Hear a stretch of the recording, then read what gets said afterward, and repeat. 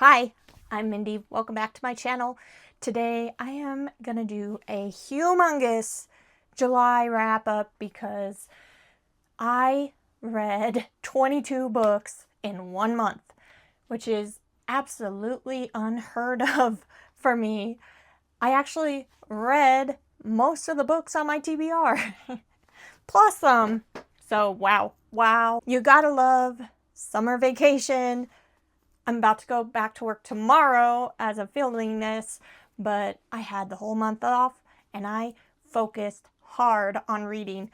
So much reading all through the month, and it paid off. I read over 6,000 pages and 50 hours of audio.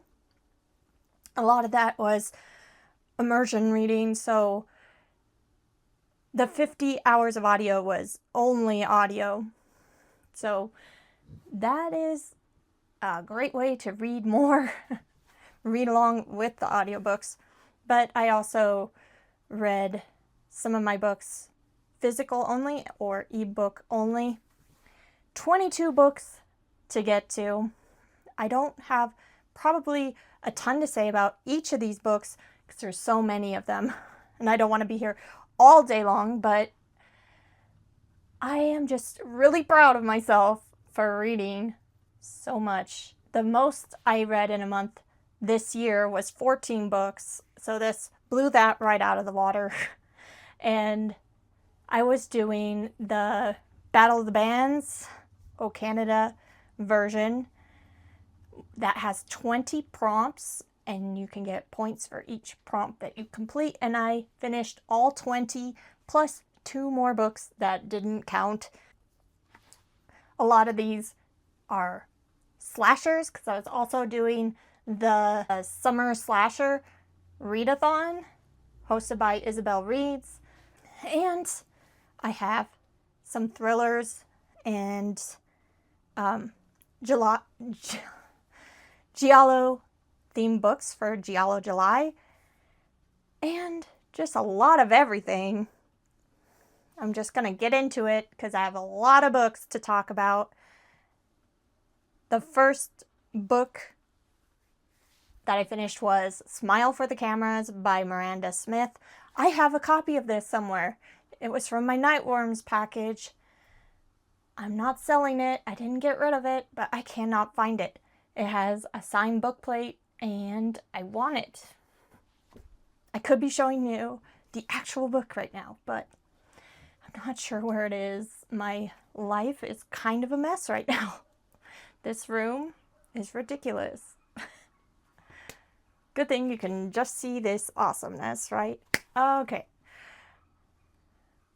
Smile for the Cameras, slasher book about the cast of a slasher movie that go back to the cabin where the movie was filmed to do a reunion like 15 years later or whatever, and then an actual slasher type situation starts happening. I like this a lot. 4 stars, and I just love this like slasher movie, slasher within a slasher movie thing. I read 2 books that were kind of like that this month, and I like it a lot.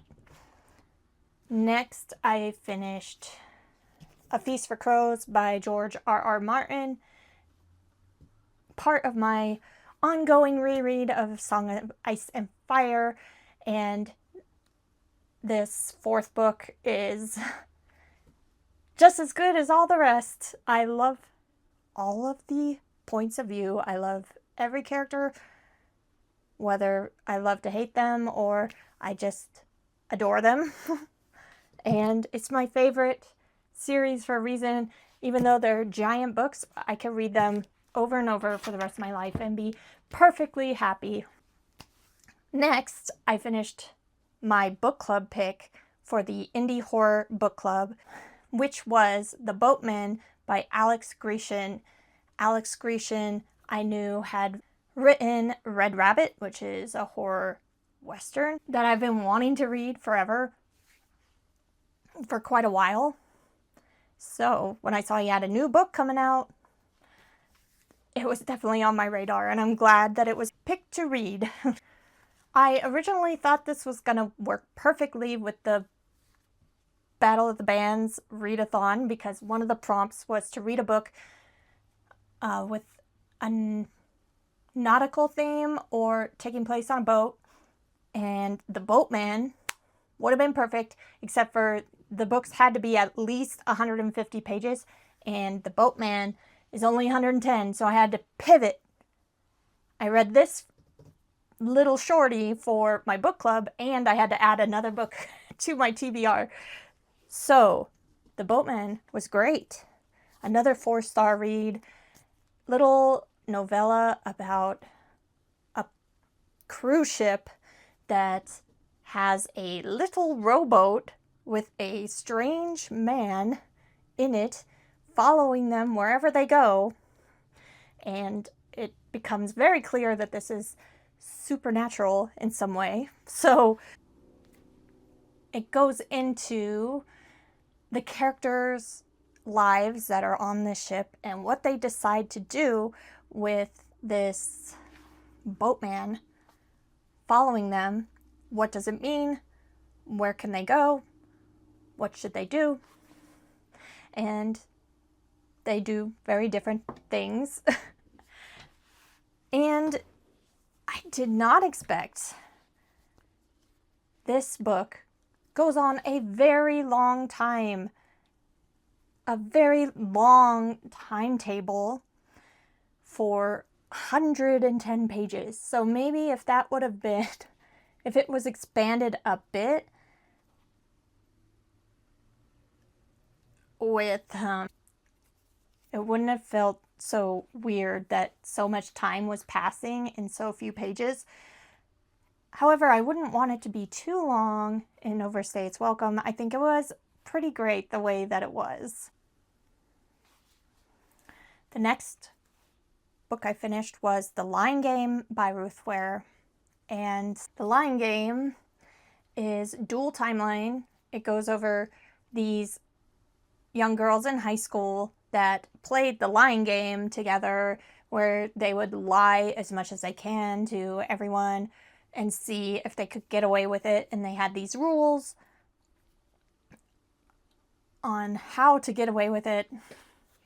And then another timeline when they're adults and something that happened back then comes back around to make trouble. So they all come back together to help each other out. Lying is not always a good thing. Next book I finished. I gave that one 3.5 stars. Next was The Scourge Between Stars by Ness Brown. Another short book. This one's over 150 pages, luckily.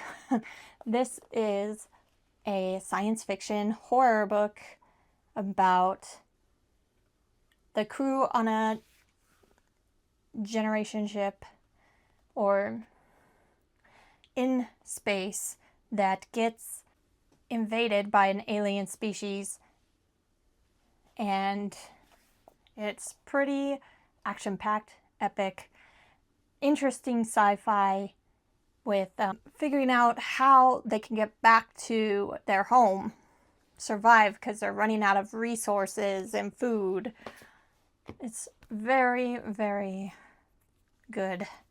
Gave that 4 stars as well. Next was an audiobook, Knock Knock, Open Wide by Neil Sharpson. And this is a book that took place in Ireland from the 90s through the early 2000s. So pretty nostalgic times. There was definitely things that I recognized. Also has to do with this weird kids TV show that becomes more real than it really should be. And it was a strange, weird book, and I loved it. Next, Five Deaths for Seven Songbirds by John Everson. Very Giallo themed book. Takes place in college, a music conservatory, and a group of college age musicians in this jazz band are getting picked off by a killer, and there's a lot of mysterious and frightening things going on. Kind of like a slasher, the black gloved killer. What is going on? Yeah. Who wants the people in this jazz band killed? That was so good. That was 5 stars. I really loved this slasher a lot. Okay, what's next? Gods of Jade and Shadow by Silvia Moreno Garcia. A fantasy involving Mexican folklore and the gods. And it's about this young woman who lives with her grandpa, but her grandpa and her cousin are completely horrible to her. Women are looked down on, don't have much prospect for themselves. Everything goes to men, and then she releases a god from that her grandfather had trapped, and then she goes on this epic journey with him to reclaim his spot as top god or something. Oh my gosh. So good. That's 4.5 stars.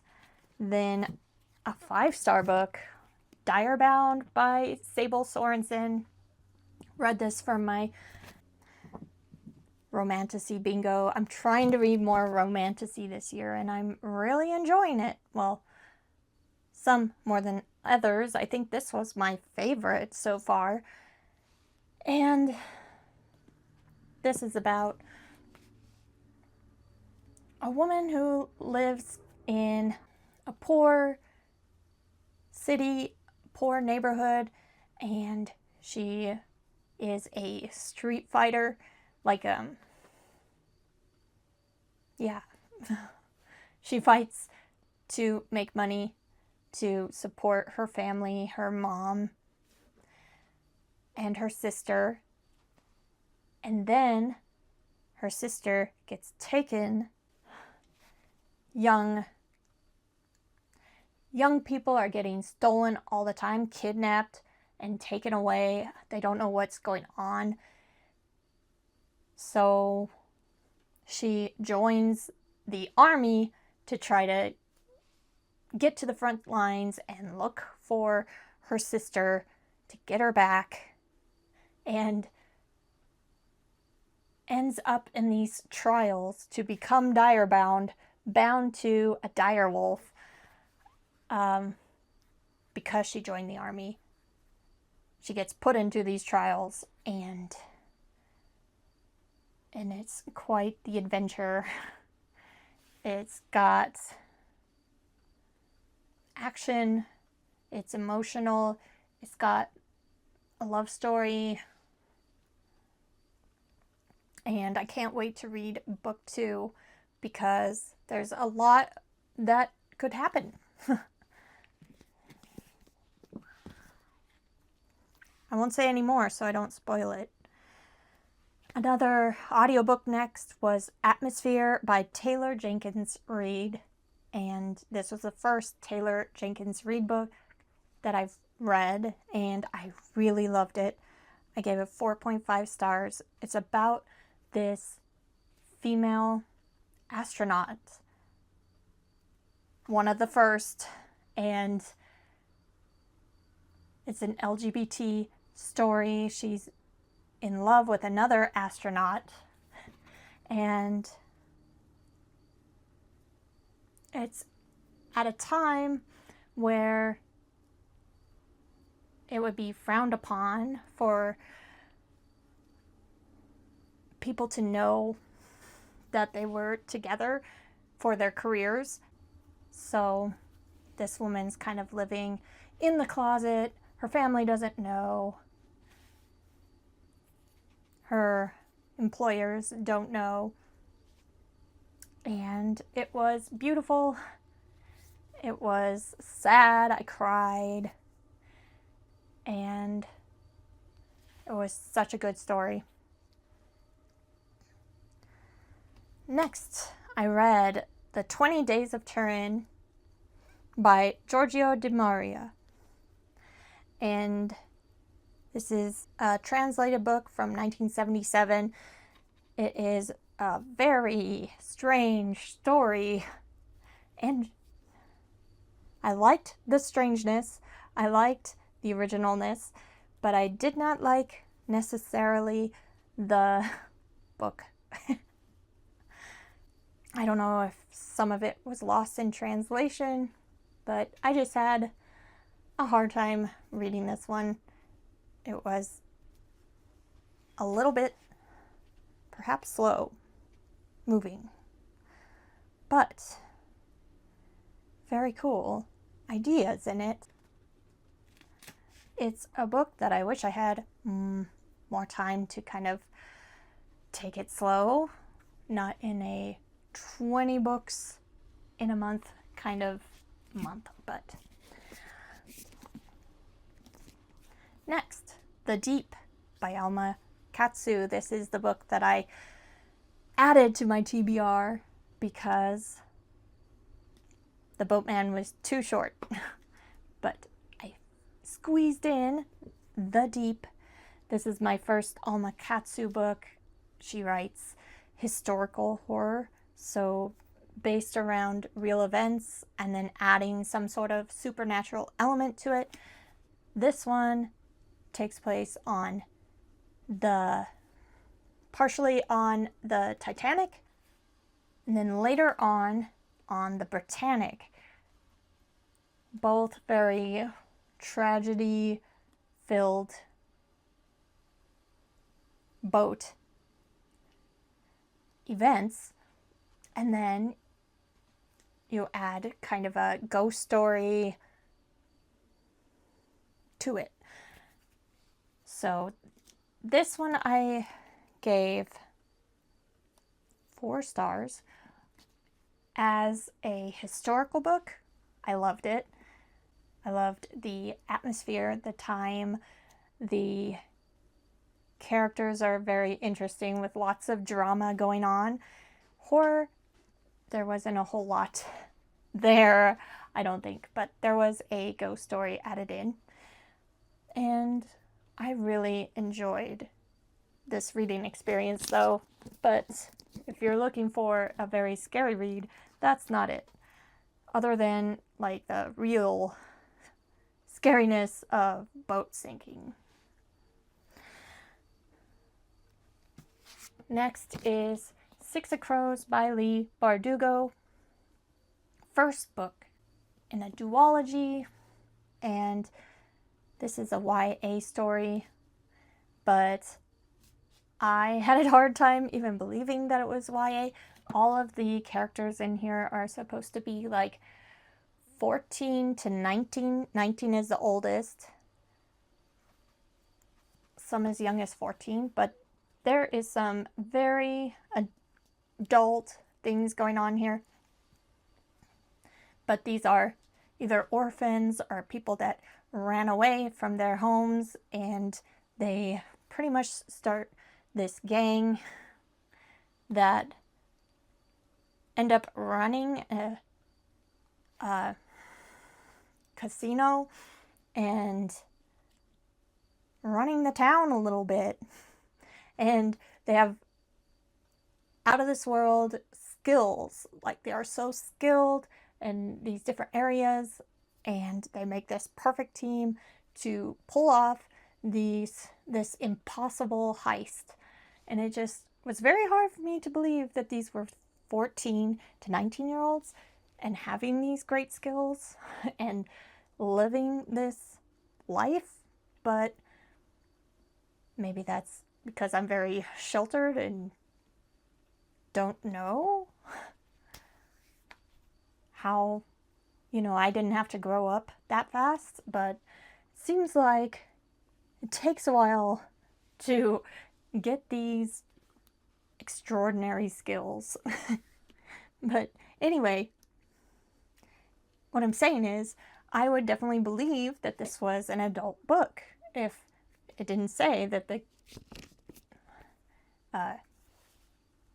kids were kids that young. But man, I loved all the characters. I loved the plot. It was so exciting. And just so fast-paced and never quit. The momentum and the tension, I mean, it was so good. Very good. Very good.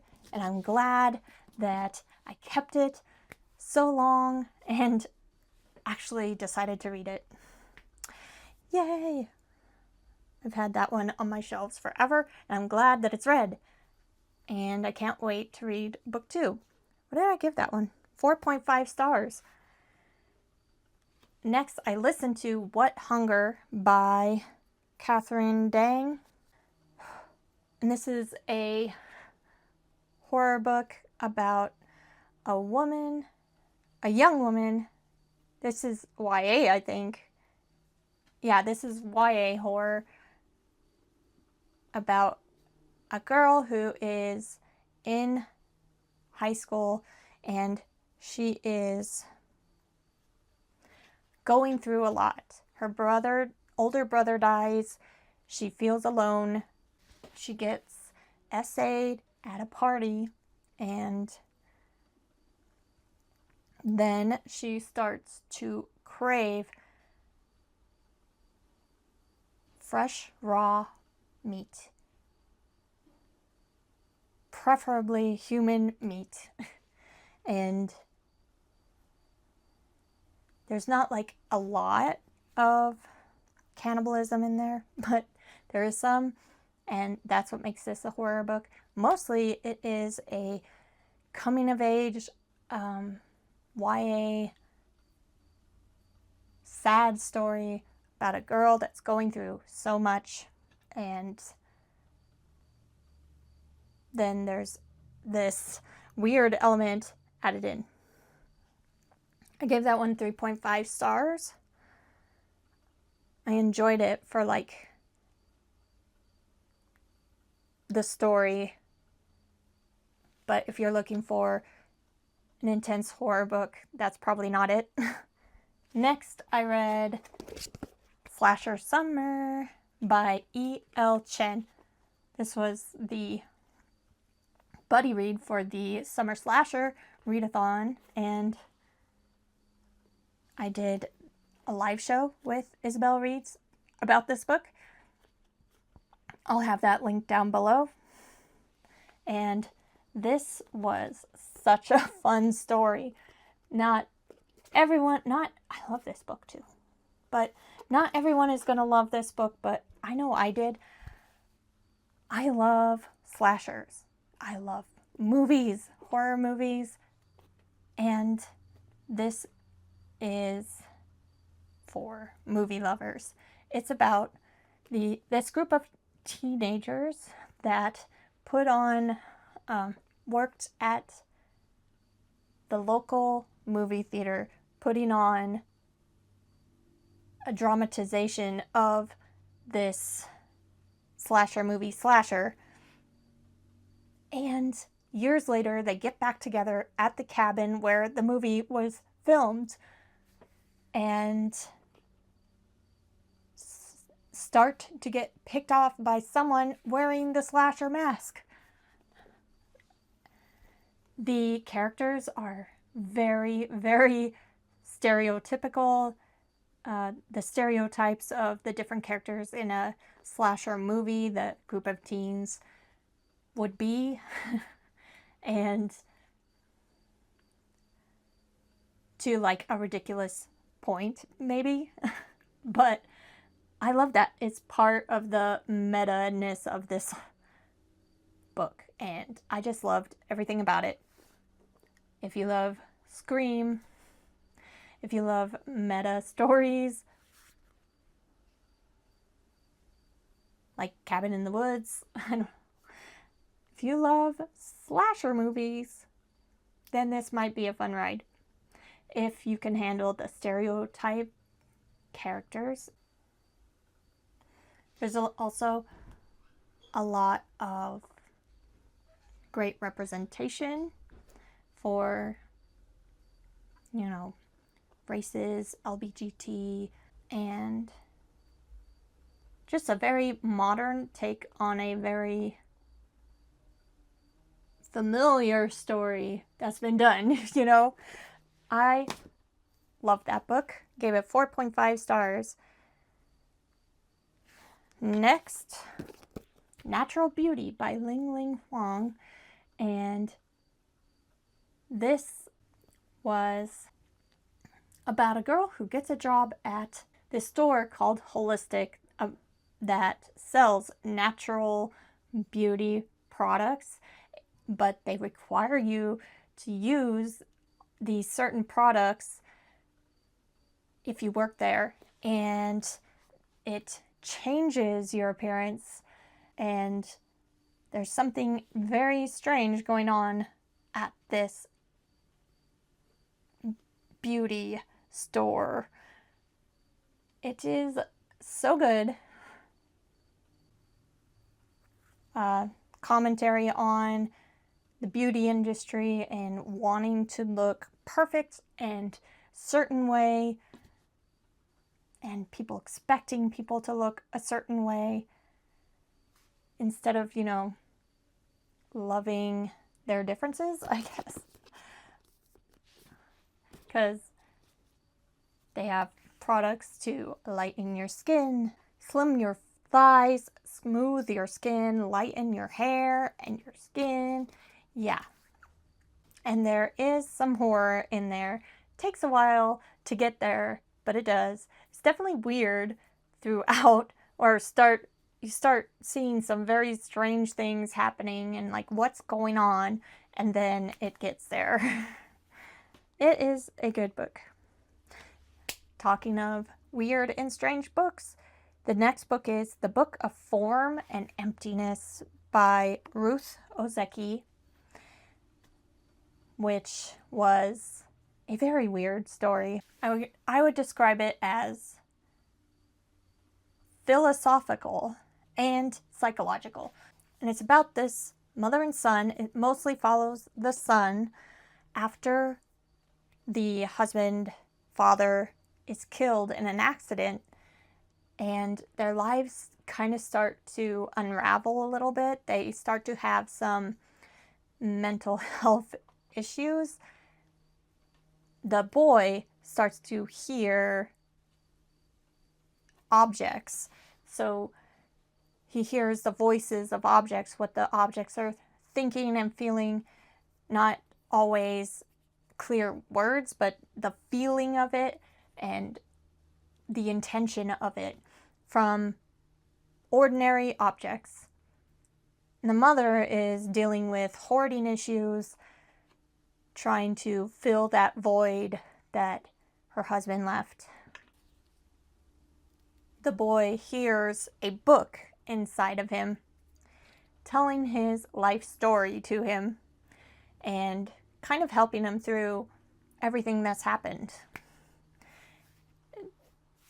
It is definitely not like anything I've read before, but I loved this story. It is my favorite book of the month out of 22. I loved it. Next, I read Dragonflight by Anne McCaffrey, the first book in the Dragon Riders of Pern series. And there's a lot in here. It is a short book, but At first, I was very lost because it kind of throws you in. And I definitely started to understand and put things together. There is so much to this world that she's built in this series. In just this little first book, it's about a group of dragon riders that have bonded with dragons, their role in society, and kind of the conflict between the people and the dragon riders, and how the dragon riding works. Got very cool. There's some time travel elements that made me very happy and excited. This was very cool book. It took me a minute to get into it, but I'm glad I stuck it out. I was thinking of DNFing, but I didn't, and I am so glad. I loved Dragonflight. I don't know if I'll read all 22 books or however many there are. There's 20 something, I think. But we'll see if when I read book 2. I also read an arc for Pictures of You by Josh Mallerman, which my review video is already up. I'll have that linked down below if you want to hear more. But it is about a couple that gets taken by a very unhinged artist that wants a muse for her masterpiece. Very cool villain, likable characters, and kind of over the top, but I liked it. It could also have been pushed more because some of the tension kind of lost some of the scariness and tension, and then something else weird would happen and it would be lifted up for a while, and then it would be like, oh, yeah. You know, the tension just kind of, it was inconsistent whether I was scared or not. But I liked it and gave it 3.5 stars. Love the villain and the character story. So next I listened to The Man with No Shadow, which was How to Survive Camping #1, and this was a cozy horror about a campground with a bunch of monsters on it, and the girl that is in charge of keeping people safe from these monsters. You have to follow certain rules, and if you don't follow the rules, bad things happen. It was pretty good, 3.5 stars. End of the month. I squeezed 2 books in very last minute. I managed to read an entire audiobook, listen to an entire audiobook on the last day of July because I had to clean my entire house. It was a mess after doing nothing but reading all month, so I turned on the audiobook and I cleaned all day long. And that audiobook was The Heiress by Rachel Hawkins. And The Heiress is about a couple. Okay. It's about this very rich woman that dies, and her family members are summoned, and there is this man, God, I'm trying to remember. Problem with reading a book all in one day. I think it's her grandchild that she wants to inherit all of her wealth. And he had kind of disowned or like put the family aside and was living reasonable means, like not wanting to be part of this rich family. His fiance, they go, and things get very strange. There's a lot of twists and turns in this one. I did like it. I gave it 3.25 stars. A good twisty thriller with a lot of family drama and rich people problems. I don't know. The last book I have to talk about is Kin by Keelan Patrick Burke, which I tried to start on another TBR, and I only got, I don't know, 20% in, and then it was on my currently reading for like a couple years, and I had no idea what had happened, so I started it over and read the whole thing in July, and it is very dark, brutal, sad, very depressing mood to this one. It takes place in the South. There's this cannibal family, picks off travelers, anyone who comes down their road. They trap and take and butcher and do horrible things to. And one girl escapes. And it is harrowing. It is scary. And this family is dead set on killing this girl. There's people helping her that are in very big danger. And then, you know, there's a bit of a revenge plot, which is kind of nice. So I like this book, but you have to be in the right mood for something very, very dark and depressing and depraved. Very brutal. Horrible content. Some of the most horrible content, most of it is not like very specifically described in a lot of detail. Otherwise it would be a extreme horror book, but it is not quite to that point.